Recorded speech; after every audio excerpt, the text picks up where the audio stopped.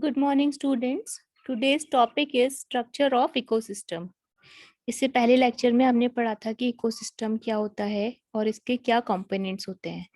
So the structure of an ecosystem is in fact a description of the species of organisms that are present, including the information of their life histories, population and distribution in the space. तो ecosystem में हम क्या कर रहे हैं कि जितनी भी स्पीसीज हैं जो कि एक एनवायरमेंट में प्रेजेंट हैं, उनके डिस्क्रिप्शन की बात कर रहे हैं हम यहाँ पे। जितने भी ऑर्गेनिजम्स हैं, जितने भी लिविंग बींग्स हैं, तो उनके बारे में सारी इंफॉर्मेशन, चाहे वो उनकी लाइफ हिस्ट्री है, उनकी कितनी पॉपुलेशन है, वो एंडेंजर्ड स्पीशीज में आ रहे हैं या वो एक्सटिंक्ट में है या फिर वो बहुत ज़्यादा अबंडेंस में है, उनका डिस्ट्रीब्यूशन किस तरह से स्पेस में जियोग्राफिकली, इन सब चीज़ों के बारे में हम स्टडी करते हैं in the structure of ecosystem. It guides us to know who's who in the ecosystem. Ecosystem में कौन क्या है, किसकी क्या पोजीशन है फूड चेन में. It also includes descriptive information on the non-living features of ecosystem, gives us the information about the range of climatic conditions that prevail in the area. तो basically ecosystem के दो तरीके के components होते हैं, एक होते हैं बायोटिक और दूसरे होते हैं अबायोटिक. तो one by one will discuss both the components. तो abiotic basically non living components होते हैं, जैसे कि हमने बात की अभी, जैसे क्लाइमेटिक कंडीशंस हैं उस एरिया की, वहाँ का एयर, वाटर और सॉइल किस प्रकार का है, तो ये आता है आपका अबायोटिक कंपोनेंट्स में या अबायोटिक सब्सटेंसेस में. ओके, तो यहाँ पर जो ऑर्गेनिजम्स प्रेजेंट होते हैं एनवायरनमेंट में या उसके हैबिटेट में, वो दो प्रकार के उसमें कंपाउंड्स होते हैं. एक होते हैं इनऑर्गेनिक कंपोनेंट्स और दूसरे होते हैं ऑर्गेनिक कंपोनेंट्स. तो इनऑर्गेनिक कंपोनेंट्स जो है, these are basically the components which do not include carbon with them. तो जिन कंपोनेंट्स में, जिन कंपाउंड्स में कार्बन होता है, उन्हें हम ऑर्गेनिक कंपोनेंट्स या कार्बनिक कंपोनेंट्स कहते हैं. ठीक है. और जिनके अंदर कार्बन नहीं होता वो सारे इनऑर्गेनिक कंपोनेंट्स होते हैं. फॉर एग्जांपल कार्बन डाइऑक्साइड हो गया, वाटर, नाइट्रोजन, कैल्शियम और फॉस्फेट. ऑर्गेनिक कंपोनेंट्स जो होते हैं, इसमें आता है आपका protein, carbohydrates, lipids, amino acids. All these are synthesised by the biota. Okay, flora and fauna. तो ये सारे आपके क्या होते हैं, इसमें ऑर्गेनिक कंपोनेंट्स होते हैं, जिसमें कि कुछ वेस्ट मटेरियल्स आते हैं, डेड रिमेन्स आते हैं, ये सारी चीजें भी होती हैं. The climate, temperature, light, soil, ये सारी चीजें अबायोटिक कंपोनेंट में आते हैं बच्चों. This is abiotic component, read it properly. Then another component of ecosystem is or in the structure of ecosystem is biotic substances or the living components. Living components या biotic substances में जितने भी living organisms हैं, जितने भी living beings हैं, उनके आपस में जो भी न्यूट्रिशनल रिलेशनशिप होते हैं फूड चेन में, कौन किसको खा रहा है, कहाँ से उसका सोर्स ऑफ एनर्जी और सोर्स ऑफ फूड उसको मिल रहा है, वो सारी चीजें आती हैं बायोटिक सब्सटेंसेस में. From this trophic nutritional stand point, again it has two components: autotrophic components of producers and the heterotrophic components of consumers. Okay, so autotrophic component of producers, these are the components in which fixation of light energy, use of simple inorganic substances and buildup of complex substance predominate. Okay, ये वो components होते हैं, वो substances होते हैं जिसमें हम क्या कर रहे हैं कि लाइट एनर्जी को फिक्स कर रहे हैं. ओके, बेसिकली जो मैंने पढ़ाया था लास्ट लेक्चर में कि सबसे पहले क्या होता है कि प्रोड्यूसर्स होते हैं लाइट, जो कि अगर सनलाइट से अपनी एनर्जी को ले रहे हैं, तो इसमें वही आते हैं इस वाले कंपोनेंट में, ऑटोट्रॉपिक कंपोनेंट ऑफ प्रोड्यूसर्स में.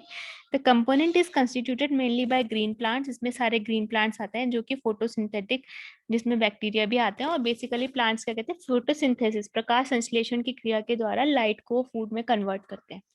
ओके, अपने फूड में कन्वर्ट करते हैं, जिसमें कि जो लीव्स होती हैं फूड प्लांट्स की, वो फूड प्रोड्यूस करने का काम करती है.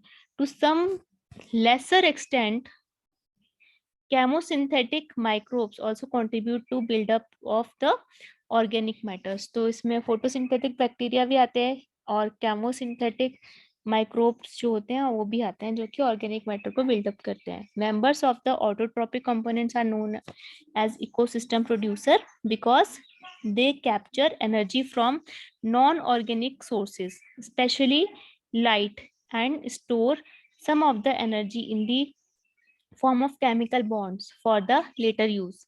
Algae of various types are the most important producers of aquatic ecosystem. तो जो भी बेसिकली जो हमारा जल से रिलेटेड जो इकोसिस्टम है या जो भी इस तरीके का ऑर्गेनिजम्स का जो एनवायरनमेंट है उसमें एल्गाई जो होता है वो मेन कंपोनेंट होता है. ठीक है.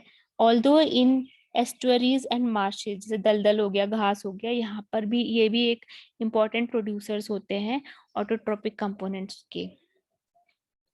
Okay. Terrestrial ecosystem has trees, herbs, grasses and mosses that contribute with varying importance of the production of the ecosystem. तो इसमें ये सारी चीजें आती हैं, सारे plants, herbs, grasses, mosses, ये सब इसमें आता है. और एक्वेटिक सिस्टम में एल्गाई है. ओके. बेसिकली ये वो सारे प्रोड्यूसर्स या प्लांट्स या हर्ब्स होते हैं जो कि क्या कर रहे हैं, प्राइमरीली सन से एनर्जी लेके फूड को प्रोड्यूस करें. That is why they are known as the producers और the autotrophic component of ecosystem. Then the heterotrophic component of और कंज्यूमर्स. ओके. तो हेटरोट्रोपिक कंपोनेंट या जो कंज्यूमर्स हैं ये प्रोड्यूसर्स को कंज्यूम करके उनको एक तरह से एज अ फूड इनटेक लेकर अपना फूड ले रहे हैं. ओके. एनर्जी ले रहे हैं. So these are the secondary, we can say secondary organisms. These are the components in which utilization, rearrangement and decomposition of complex materials predominate. The organism involved are known as the consumers, as they consume autotrophic organisms like bacterial and algae for their nutrition, and the amount of energy that they produce capture sets the limit on the availability of energy of the ecosystem. Thus, when a green plant captures a certain amount of energy from sunlight, it is said to produce the energy of the ecosystem. The consumers are further categorized as, इसमें macro consumers आते हैं जिसमें कि पूरी food chain आती है. Okay. हेर्बीवोरस, carnivorous और omnivorous की, जब मैंने आपको लास्ट लेक्चर में बताया था, वो पर्टिकुलर एनिमल्स जो कि प्लांट्स को खा के अपना फूड इनटेक ले रहे हैं, एनर्जी ले रहे हैं, उनको हेर्बीवोर्स कह रहे हैं. कार्निवोर्स में are those animals who eat other animals to get energy are the carnivores. And मांसाहारी जो होते हैं. और तीसरे होते हैं ओमनीवोरस जिसमें कि दोनों प्रकार के एनिमल्स को खाने वाले एनिमल्स होते हैं जो कि प्लांट को खाने वाले एनिमल्स को भी खा रहे हैं और जो एनिमल्स को खाने वाले को भी खा रहे हैं. तो they are known as omnivores. तो herbivores are also known as the primary consumer. Secondary and tertiary consumers में आपके कार्निवोर्स और ओमनीवोर्स आते हैं. माइक्रो कंज्यूमर्स जो होते हैं वो डिकम्पोजर्स या रिड्यूसर्स होते हैं जो क्या कर रहे हैं, डेड ऑर्गेनिजम्स को करके, इसकी बैक्टीरिया वगैरह होते हैं तो वो फंगस होते हैं तो वो डेड ऑर्गेनिजम्स से अपने फूड को एक्सट्रैक्ट करते हैं और एनवायरनमेंट में इनको डिकम्पोज करने का काम भी करते हैं. दे आर सेप्रोट्रॉफ्स और osmotrophs. They include mainly the bacteria, actinomycetes and fungi. Okay. ये लोग क्या कर रहे हैं कि ये डिकम्पोज कर रहे हैं डेड ऑर्गेनिजम्स को और ये एक तरह से एक अच्छा काम भी कर रहे हैं क्योंकि ये अगर ये जो डेड ऑर्गेनिजम्स हैं ये एनवायरनमेंट में से नहीं हटेंगे तो फिर ये क्या करेंगे, वहां पर बैक्टीरिया उसको गंदा भी करेंगे एनवायरनमेंट को. ठीक है.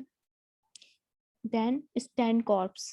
The amount of living materials in different trophic levels or in a component population is known as standing corps. एक standing corps होता है कि एक particular tropical level में component की क्या population है उसको हम बोलते हैं standing crop.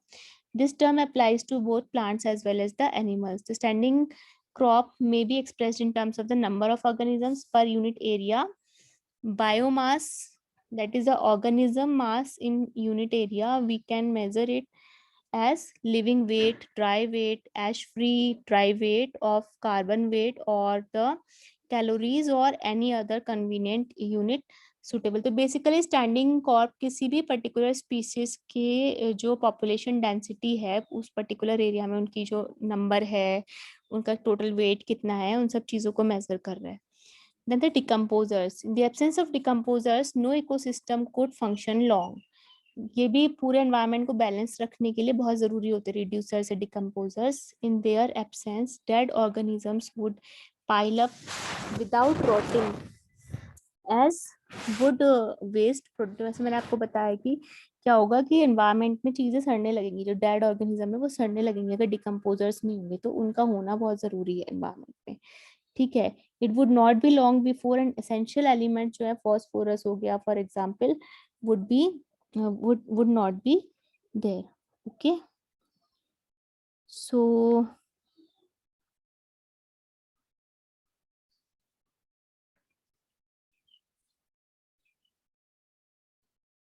that's it about today's lecture, students. Thank you very much.